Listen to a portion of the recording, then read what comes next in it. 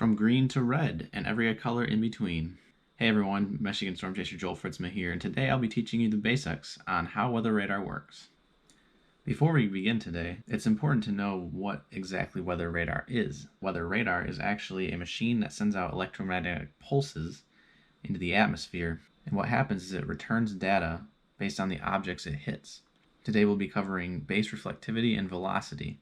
Weather radar was first used around the time of World War II. Since that point, it has been modernized through many upgrades, such as the first radar in 1955, followed by a model in 1974, and the radars we use today are the 1988 versions of Doppler radar. To this day, we have not upgraded to a newer version. They have had upgraded parts instead. Currently, there are over 150 weather radars around the nation, mainly in the forms of WSR-88Ds, which are our big radars, and then you have a bunch of terminal Doppler radars used in a bunch of cities around the nation that have bigger airports, such as Detroit, Chicago, Atlanta, and other cities. This brings the total to almost 200 Doppler radars around the nation, and they are used in all 50 states. Now, Doppler radar can also be found around the world, such as the United States territories, Japan, even Australia during their summer months.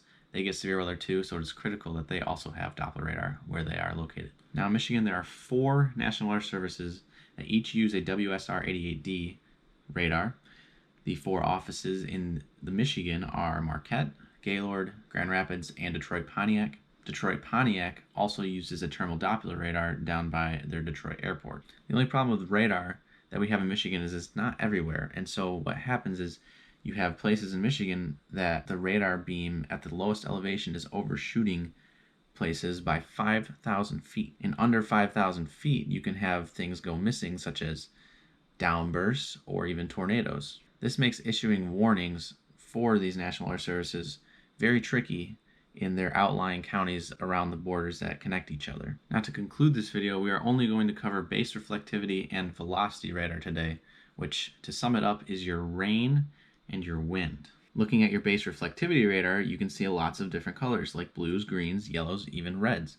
Now, what do these all mean? Base reflectivity is the rain radar. So we use that for tracking rain, whether that's light, moderate, heavy, and sometimes even hail, which can be determined by higher pink colors. Going along with that, you have the lightest colors of blue and green on this radar in particular being your lightest rain, and likewise on every other radar that you usually see, pinks, blacks, and whites, which we do not have today on our radar, are heavier rains, even hail. Now if we take a zoom in look on the radar, especially here in Grand Rapids, you can kind of see that closer to the radar the pixels are more well defined.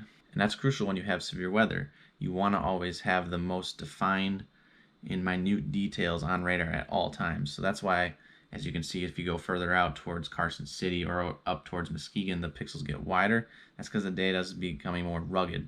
Nevertheless, each pixel on here represents a return of data on the radar from the electromagnetic pulse. Again, the further out you go, the bigger and wider those pixels will be. Overall, base reflectivity is the easiest radar to understand. It's literally just rain, sometimes hail if we get it. While it's looping, you can see which way it's moving, and that goes for every radar. Whatever way it's moving on the radar is which way it's moving in real life. And our other radar that we are covering today is our velocity radar. Taking a look at our radar here, it's giving off a very unique signature today.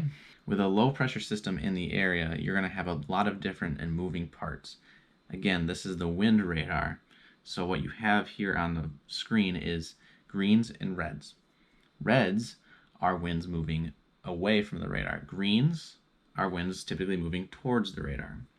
In the middle, you have a little bit of a gray zone, and that's because winds are neither moving towards or away from the radar. Taking a look further out from radar, you can kind of see it gets a little more pixelated and messy. That purple ring, for example, is actually bad data. We call that range folded. It simply is just data getting folded over each other because it's getting extra data from pixels beyond its range.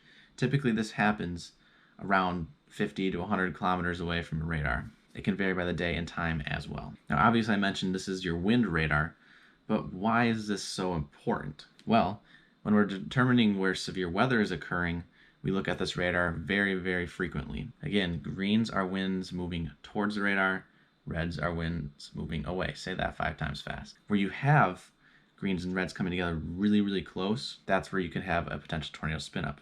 We don't have any examples of that today, but what you would see is a very bright red and a very bright green on this radar very close together. This radar is also helpful in determining where damaging straight line winds are occurring, and in Michigan this is a huge deal for us. Often on radar, on velocity, you'll see a bowing feature, kind of like a backwards C, and that's usually like an apex is what we call it, where the wind is kind of bowing out and the wind's always strongest at the apex of that backwards C. Now, not always is that true, but for the most part it is. Another unique feature that almost goes unnoticed when we're talking about velocity radar is that you can actually determine which way the winds are moving at specific heights. Again, as I mentioned, as the beam shoots out further from the radar, that's how the further up in the atmosphere the beam gets. And so when you zoom in here at Grand Rapids, we can see at the surface you have a giant general area of greens off to the northeast of the radar. That means winds are coming in from the northeast at the Grand Rapids site at the surface. If you zoom out down to Kalamazoo, you'll see that the greens are,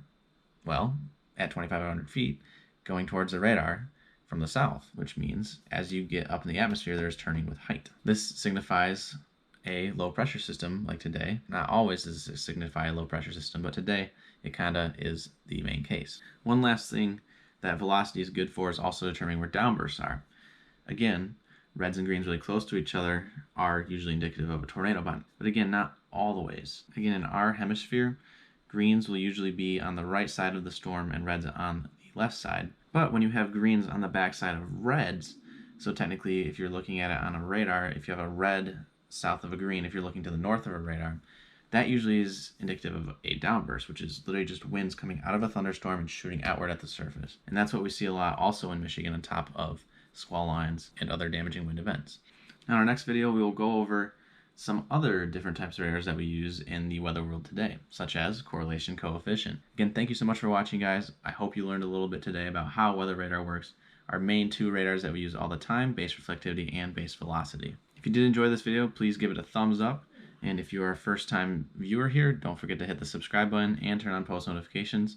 We will be going live anytime there's severe weather or major storm events happening across the state. Again, it is our job to keep you guys informed anytime there's severe weather going on across anywhere in Michigan. So if you're not following us on social media either, we also go live on Facebook from time to time. And these streams are simultaneously recorded so you can watch on YouTube or Facebook. Again, thank you so much for watching part 1. I hope to see you again here in part 2.